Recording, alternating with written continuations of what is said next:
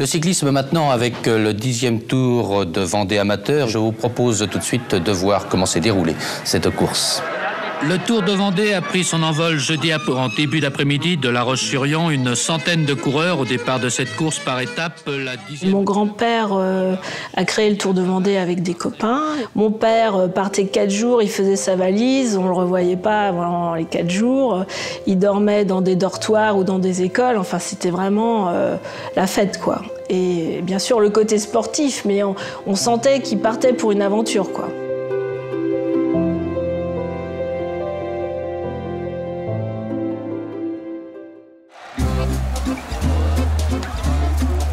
La première fois que j'ai rencontré Bernard Martinault, c'était lors d'une réunion sur piste d'après Tour de France. Il prenait le relais pour le Tour de Vendée. Et puis, depuis, on ne s'est jamais quitté. Ça fait plus de 30 ans de cela. Pour moi, les Martinault, c'était Maurice, le grand patron du Tour de Vendée amateur que j'ai gagné. Et puis, il y avait le jeune Bernard, parce qu'on n'est pas... on est un peu de la même génération, il est un peu plus vieux que moi, mais c'était le jeune qui avait des idées. On allait présenter le Tour de Vendée à Paris, dans les studios de Paul Ricard. Et on emmenait des canards, les canards de Chaland, des canards vivants, qu'on emmenait dans des paniers et qu'on distribuait aux journalistes à Paris. Comme l'épreuve amateur marchait très bien et qu'elle commençait à avoir une notoriété, ils se sont dit pourquoi pas franchir un nouvel échelon et créer le Tour de Vendée professionnel. Voilà, eh bien, nous sommes sur les routes du Tour de Vendée avec l'arrivée à La Roche-sur-Yon, premier Tour de Vendée. Nous sommes dans les derniers hectomètres et un homme arrive seul devant le public vendéen, massé de part et d'autre de la ligne d'arrivée. Cet homme, c'est Jean-René Bernaudot. Les débuts du Tour de Vendée, c'était déjà très professionnel, très structuré. Il a toujours cherché aussi à innover avec la télévision, avec l'une des courses les mieux organisées. Moi, je suis passé pro dans l'équipe de Jean-René et le Tour de Vendée, ça avait quasiment l'importance d'un Paris-Roubaix pour nous. Il y a eu Bernard Hinault, il y a eu Pascal Linault. J'ai surtout en mémoire l'année 95 où Luc Leblanc, qui était champion du monde, et Jackie Durand, champion de France, étaient présents sur l'épreuve.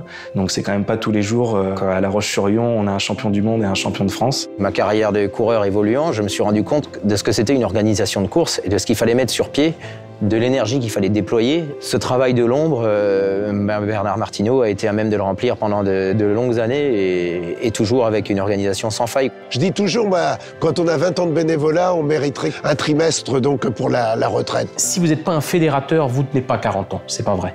Donc bravo à lui et à toute son équipe.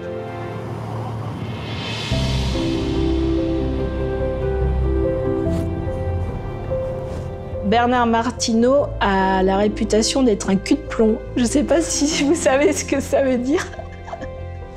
Ça veut dire que quand il est bien avec des gens, il n'est jamais pressé. C'est le chef d'orchestre, c'est sûr. Hein. Il n'y a pas de doute à ce niveau-là. La pression est forte, forcément. Hein. Remplacer Bernard Martinault, c'est pas anodin. Donc oui, il y a forcément une grosse pression sous les épaules. Je crois que son secret, c'est le perfectionnisme, je pense. C'est quelqu'un qui veut que, quand il organise quelque chose, il veut que ce soit à la perfection.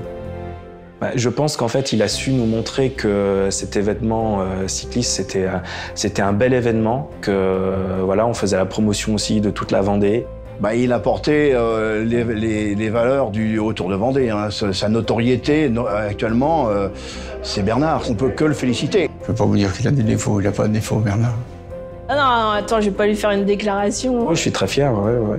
On a la chance d'avoir un père comme lui. C'est vrai que c'est un modèle pour nous. Je pense qu'il a réussi tous ses tours de magie et le dernier tour, c'est qu'il quitte l'organisation, mais il reste avec nous et c'est peut-être là, un magicien ne s'en va jamais complètement, donc il sera toujours avec nous. C'est tellement un type bien, voilà, que voilà, c'est compliqué de parler de Bernard, parce qu'il n'y a rien de mauvais, c'est un type bien.